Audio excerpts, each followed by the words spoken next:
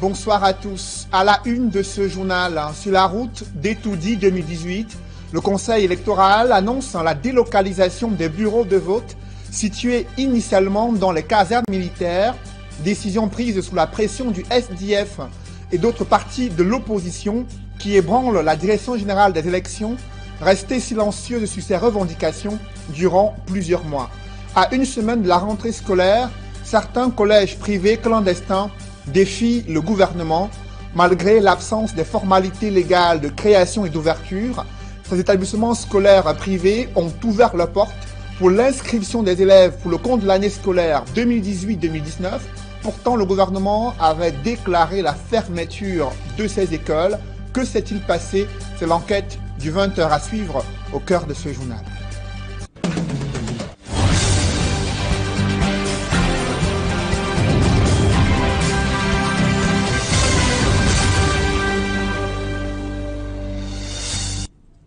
Merci de suivre cette édition complète de l'information sur Equinox Télévision.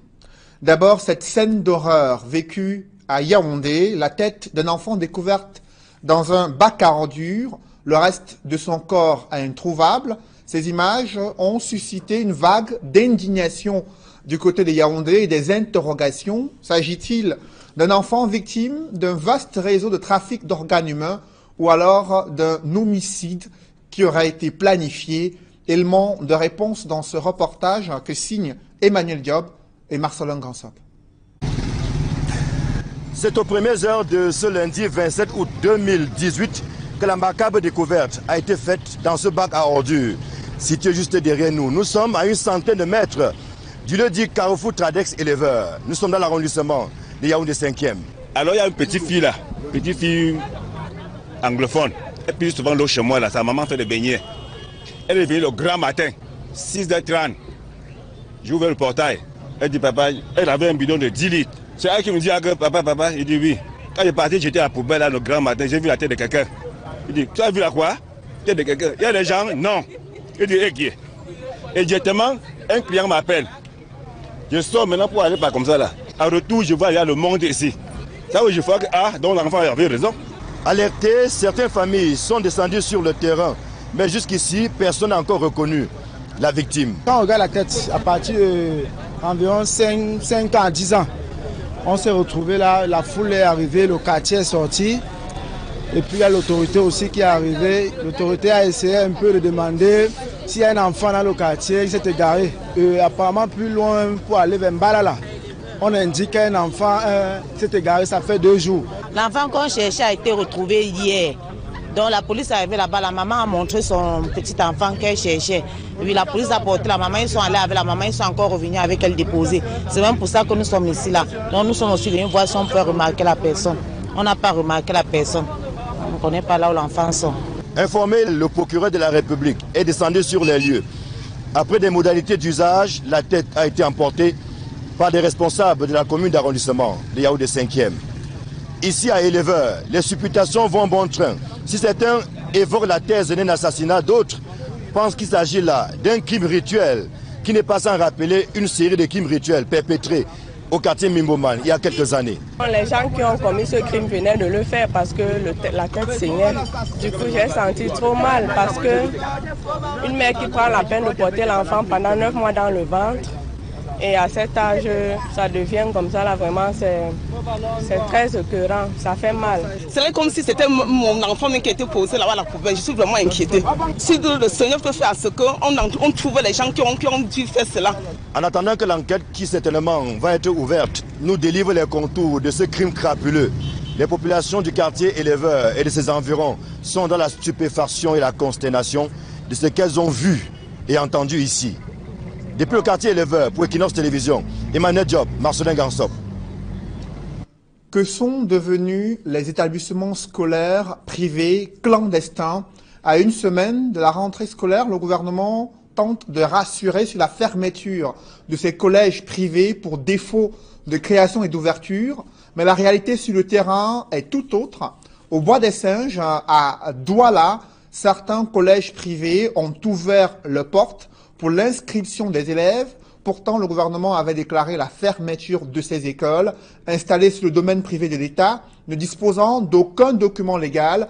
Les promoteurs balbutient pour expliquer l'ouverture de leur établissement classé dans la liste noire des écoles clandestines au Cameroun. Reportage Innocent Abega et Xavier Foucault. Le Divine Bilingual Star College prépare la prochaine rentrée scolaire malgré l'arrêté du ministre interdisant son fonctionnement. L'un des responsables rencontré en plein entretien avec un parent tente de justifier. Obligé de faire les erreurs. Et si vous parlez des ministres, parlez de qui? Les ministres, c'est un être humain comme nous. Mais elle est obligée de faire une erreur comme nous. Divine Star Bilingual Comprehensive College, c'est un nom en dehors de Divine Star Bilingual College. C'est des noms différents. Des justifications qui sont en contradiction avec les écriteaux qui figurent sur la plaque et la façade principale de l'établissement. Un autre établissement concerné, le collège bilingue islamique Fatimé qui opère depuis 4 ans déjà. Ici, les procédures d'obtention de l'autorisation sont en cours d'après l'administration. On a suivi ça et directement le fondateur a pris toutes les mesures. Il nous est allé à la délégation régionale de littoral. On a déposé le document là-bas et il nous a donné l'autorisation aussi et les copies avancées pour envoyer, pour aller à Yaoundé avec, et on a allé déposer ça à la ministre, dont les dossiers sont en cours. Dans cet établissement, en dehors de quelques renseignements donnés aux parents, les responsables attendent de la validation de l'autorisation de fonctionnement pour évoquer la question de la rentrée scolaire. On est en train de suivre l'ordre des ministres, oui, parce qu'on est derrière notre document, et notre prière c'est que le ministre nous donne cette autorisation à un bon moment comme ça. Oui, pour qu'on puisse fonctionner pour cette année. Les responsables des 2 autres collèges concernés au Bois des Singes, le collège bilingue de la Victoire et le Divine Grace Bilingual College, déclarent également avoir entrepris des démarches d'obtention d'autorisation. Reste la question de l'occupation du domaine aéroportuaire appartenant à l'État. Le désormais Divine Bilingual Comprehensive College reconnaît, mais justifie sa présence en ce lieu. C'est le domaine de l'État. Il ne refuse pas. Et c'est ça que j'ai dit 1000 fois. Tous les terrains, c'est pour l'État. Et ce n'est pas Divine Star Bilingual Comprehensive College que vous avez vu dans les environs ici. Mais il y a beaucoup de maisons, des églises, des hôpitaux, mais que vous êtes vu. Mais c'est pour dire que où qu'il y a les gens, on doit avoir toutes les facilités là-bas. Les explications des responsables du collège bilingue islamique Fatimé vont sensiblement dans le même sens. Mais quand vous voyez la ville aussi, vous voyez la population qui est là. Donc, on espère que tous ces gens-là, c'est les États qui les a permis d'être ici. La rentrée 2018-2019 se prépare malgré tout, mais l'éternel problème du fonctionnement des établissements scolaires clandestins au Cameroun reste d'actualité. Toujours dans ce chapitre, vous ne le savez peut-être pas, mais les arts cinématographiques sont une nouvelle série introduite dans l'enseignement secondaire général. Mais faute de plateau technique adéquat, la spécialisation des apprenants est reportée pour l'année scolaire prochaine. Selon le gouvernement, d'autres réformes sont envisagées dès le lundi 3 septembre 2018, jour de rentrée scolaire. Par exemple, la suppression de la discipline histoire dans certaines séries scientifiques de l'enseignement secondaire général. Les enjeux de ces réformes sont évoqués dans ce reportage que signent Joël Essengé et Ike Cyril. Les programmes scolaires au Cameroun vont bientôt enregistrer l'introduction de 2 nouvelles filières, notamment les sciences humaines et les arts cinématographiques. Nous sommes aujourd'hui dans la professionnalisation des enseignements. Il y a beaucoup de métiers autour des arts cinématographiques. Donc, le petit Camerounais que nous formons, nous voulons qu'il soit apte à entrer dans le tissu social. Voilà pourquoi nous le préparons déjà à aimer certains métiers. En ce qui concerne les sciences humaines, nous savons très bien que nous avons les sciences humaines au niveau universitaire. Pourquoi ne pas préparer ces élèves depuis le secondaire? Mais pour cause de plateaux techniques inadéquats dans les établissements scolaires et de l'insuffisance des ressources, les sciences humaines et les arts cinématographiques n'entreront pas en vigueur cette année. Il faut déjà préparer les esprits à accueillir ces nouvelles filières. Il faudrait également des plateaux techniques fiables, capables donc d'accueillir ces enseignements. Il faut former les formateurs. 6 établissements scolaires sur l'ensemble du territoire national ont été choisis pour être des établissements pilotes dès l'introduction des sciences humaines et des arts cinématographiques dans les programmes scolaires au Cameroun. Mais au contraire des 2 nouvelles filières qui n'entrent pas en vigueur cette année, les autres réformes annoncées par le ministère des Enseignements secondaires sont applicables dès la rentrée scolaire du 3 septembre prochain. Dans les séries littéraires notamment, les sciences de la vie et de la terre, SVT, et les physiques-chimie vont fusionner pour donner une seule matière, de la seconde en terminale A4. On va donc fondre ces matières scientifiques en une seule matière qui sera appelée science dans les séries littéraires. Parce que partout dans le monde, on est à l'allègement des programmes, alors que chez nous au Cameroun, on veut tout mettre dans un même plateau, ce qui fait que l'enfant est pratiquement assommé par les études. Dans les séries scientifiques, l'histoire va disparaître et seule la géographie sera enseignée en première et terminale D. Ce n'est pas en y mettant tout que nous allons former un citoyen qui est attendu par la République. En fait, l'homme politique définit le type d'homme. Et c'est à partir de cette définition du type d'homme à former que l'éducation organise l'activité d'enseignement-apprentissage. À travers ces réformes, dit-on, au ministère des Enseignements secondaires, il est question de former un citoyen camerounais enraciné dans sa culture, mais en même temps ouvert au monde. Je vous le disais en titre, le Conseil électoral annonce la délocalisation des bureaux de vote situés initialement dans les casernes militaires. C'est l'une des revendications du SDF et d'autres partis de l'opposition. Et à la suite de cette décision du Conseil électoral, le président régional du SDF pour le littoral prend acte de cette délocalisation qui, selon Jean-Michel Nitieux, était combattue par la Direction générale des élections. Le député SDF pense que le directeur général de l'ECAM est désormais disqualifié pour la conduite des opérations électorales, notamment la présidentielle. Jean-Michel Nitieux qui plaide pour la neutralité et l'impartialité dans la désignation des présidents des bureaux de vote. Sur le théâtre de lutte contre le terrorisme, la consommation des drogues a provoqué une multiplication des exactions sur les populations civiles. Le gouvernement pointe du doigt les terroristes à l'extrême nord du pays et les groupes armés séparatistes dans les régions anglophones. Le ministre de la Communication s'est appesanti sur l'ampleur de ce phénomène et la stratégie de lutte contre ces fléaux mise en place par le gouvernement. Issa Tiroma Bakari était face à la presse. Je vous propose de l'écouter.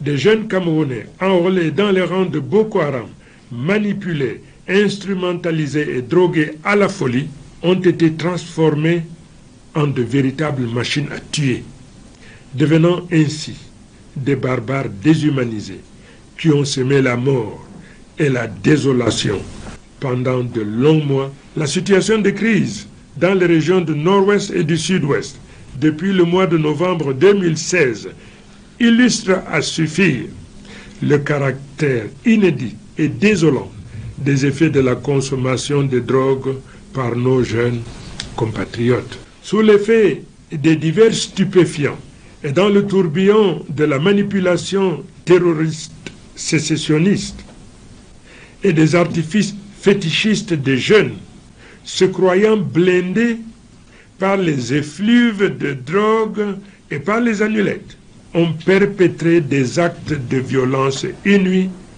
s'attaquant aux édifices publics, aux installations industrielles stratégiques, aux bâtiments d'établissements scolaires, plus grave encore, des assassinats abominables des éléments de forces de défense et de sécurité, des assassinats des autorités traditionnelles, des assassinats des populations civiles réfractaires au mot d'ordre des désobéissances civiles.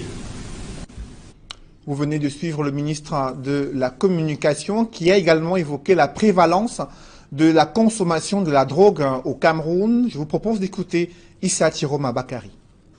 21% de la population a déjà expérimenté une drogue dure. 10% en sont des usagers réguliers, dont 60% de jeunes âgés de 20 à 25 ans.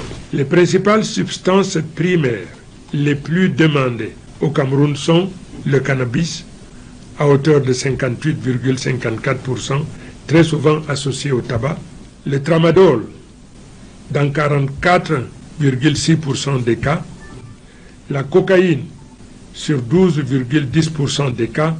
Ensuite viennent l'usage des préparations traditionnelles de fortune pour un niveau de consommation de 7,59% des cas, des solvants pour 7,3% des cas et l'héroïne consommée pour 5,70% des cas. Il y a surtout lieu de préciser ici que plus de 12 000 jeunes âgés de moins de 15 ans sont concernés par l'usage de stupéfiants et de produits psychotropes dans notre pays. Le Cameroun, jadis considéré par les Nations Unies comme un pays de transit, se trouve actuellement être un pays de destination de drogue. Il en est ainsi démontré qu'une partie importante des saisies de stupéfiants réalisées dans le pays est destinée à la consommation locale.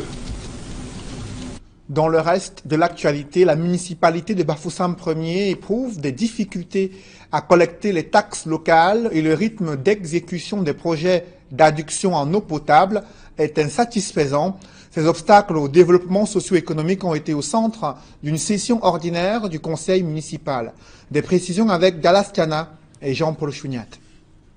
À mi-parcours de l'exercice 2018, la commune de Bafoussam Ier évalue le taux d'exécution physico-financière de son budget et ses projets à plus de la moitié des chantiers réalisés à la date du 30 juin 2018. Nous avons passé nos marchés à 100% à date d'aujourd'hui. Le taux d'exécution physique tourne autour de 66%. Je pense que d'ici la fin d'année, nous allons réaliser le 100% comme nous l'avons toujours fait depuis notre arrivée à la tête de la mairie. Si tous les marchés ont été passés à 100% et les taux de réalisation des projets en bonne voie, l'exécution du marché des forages d'eau demeure un casse-tête chinois pour l'ensemble des conseillers et le chef de cet exécutif communal. Nous nous sommes rendus compte que le montant alloué au forage ne permettait pas à un prestataire de le faire de façon aussi isolée. C'est pour ça qu'à l'unanimité, on a tenu à ce que tous les forages de la région soient regroupés et attribués au niveau régional. Une autre équation à deux inconnues pour la mairie de Bafoussam Ier, le recouvrement des impôts et taxes municipales dans cet arrondissement. Vous parlez de problèmes financiers, il y a des domaines où nous avons quand même excellé, où les recouvrements ont été bons. Mais en gros, c'est pas totalement ça. Au sorti de cette session ordinaire de son conseil municipal, Bafoussam Ier a pris des résolutions pour frapper un score de 100% d'ici le 31 décembre 2018 dans l'exécution des projets BIP et projets sur fonds propres. À la mairie de Bafoussam Ier, deux innovations adoptées en délibération. D'abord l'université municipale, un partenariat avec l'université de Tchang pour se servir des travaux de recherche de ses étudiants à l'amélioration de la gouvernance municipale et l'exécution des projets. Et enfin le marathon de Bafoussam Ier qui verra bientôt le jour. Objectif, inciter les populations de cet arrondissement à la pratique du sport, gage de préservation d'une bonne santé. L'Église catholique au Cameroun est en deuil, l'évêque d'Ezeka n'est plus et là-bas la communauté chrétienne catholique pleure la disparition de celui qui était le berger. Évocation dans ce reportage de Joël Niem et Isabelle Carole Zoupet. La douleur est profonde et l'émotion forte. Dieudonné Mbokmi, évêque d'Ezeka, dans le département du Nyon-Ekele, région du centre, n'est plus. Cris de détresse et pleurs fusent de toutes parts. Les fidèles venus nombreux sont inconsolables.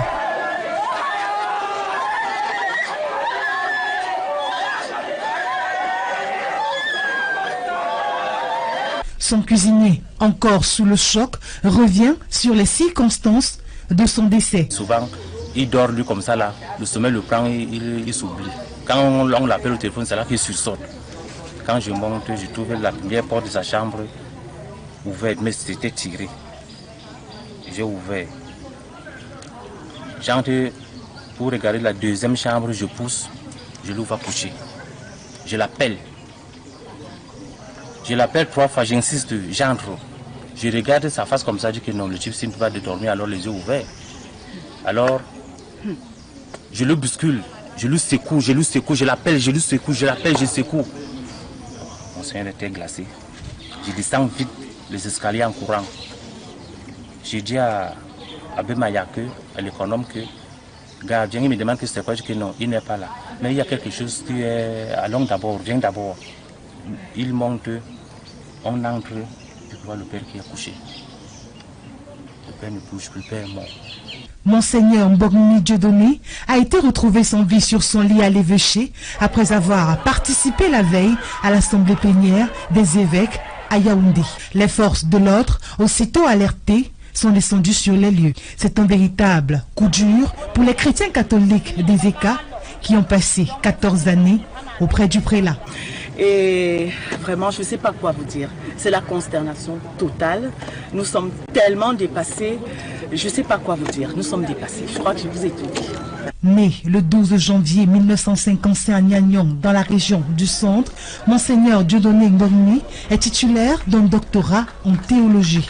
Ordonné prêtre depuis 35 ans, il a été nommé évêque titulaire des ECA le 15 octobre 2004 par le pape Benoît XVI et il y est resté jusqu'à sa mort le samedi 25 août 2018. C'est la fin de la première édition du tournoi de l'unité dans l'arrondissement de Tonga, département du Ndé. Une occasion pour les fils et filles de cette partie du pays de promouvoir la cohésion sociale. Reportage Jérôme Narcisse Sabzé. On s'y attendait déjà. Le thème de l'indivisibilité fut à l'honneur samedi dernier lors de la grande finale de football démarrée le 4 août 2018 à Tonga. Une gratitude d'un mouvement sportif au chef de l'État, le président Paul Biya, par les fils et filles du dit arrondissement. Pour cette journée de samedi 27 août 2018, plusieurs autres personnalités parmi lesquelles des membres du gouvernement se sont joints aux dynamiques populations de l'arrondissement de Tonga dans le département du Ndé à l'ouest Cameroun pour communier avec elles dans l'entrée de la cuvette du stade du lycée bilingue de la dite ville. Les différents mouvements tournaient autour du welcome ou encore bienvenue. Pour cette première édition du tournoi de l'unité 2018, consacré au vivre ensemble, comme l'a si bien précisé, son promoteur, M. Clovis Tchoumke, est une occasion idoine de mettre sur pied de nouveaux jalons en vue des lendemains plus radieux. J'ai organisé cette édition pour donner un temps à beaucoup de jeunes de cet arrondissement qui comprennent qu'on ne doit pas à tout moment attendre que ce soit des grands frères qui viennent faire des choses pour eux. Voilà pourquoi j'ai pris cette option sur moi. Et comme un message à tous ceux qui doutaient encore de la force ou de l'unité des fils et filles de l'arrondissement de Tonga, une belle finale avait en prélude un match de gala opposant les amis de Chine, pour la plupart originaires de cet arrondissement, avant le coup d'envoi de la grande finale tant attendue et qui opposait Ntayo FC à Astato Football Club. Au terme d'une finale très enlevée, c'est sans surprise que l'équipe de Ntayo FC l'emportera sur le score d'un but à 0.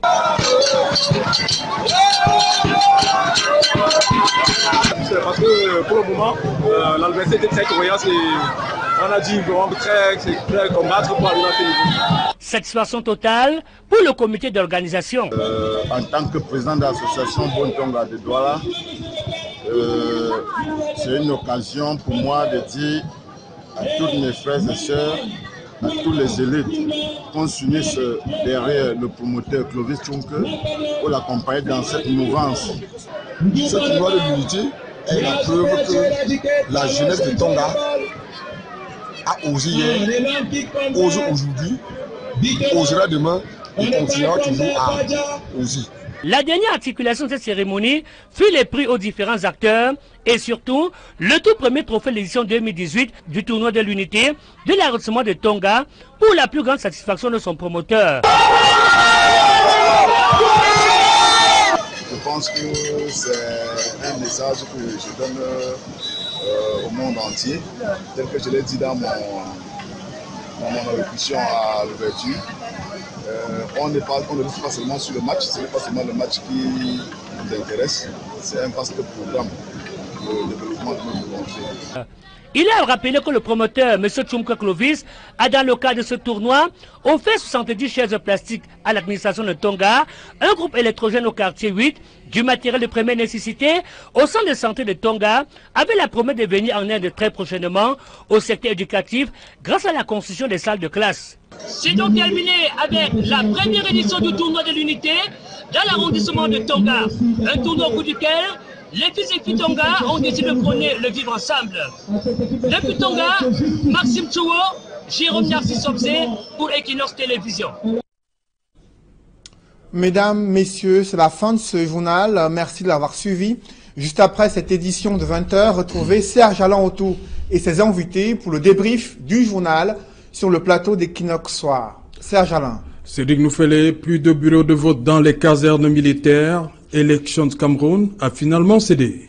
Le Conseil électoral qui a fait cette annonce après la pression exercée par le SDF et d'autres partis de l'opposition qui ont relevé durant plusieurs mois les risques de fraude électorale en cas de maintien de ces bureaux de vote dans les casernes militaires. Les débats se sont enflammés sur les plateaux de télévision concernant la légalité et la légitimité d'une telle revendication. Et aujourd'hui, ce sont ces partis politiques de l'opposition qui crient victoire après cette annonce du Conseil électoral. Merci Cédric Duffelé, c'est le principal arrêt de notre débrief. Nous allons profiter pour vider le contentieux Forum de Buea. Bonne soirée à vous Cédric. Bonne soirée à vous Serge Alain. Madame, Monsieur, dans un instant, le débrief.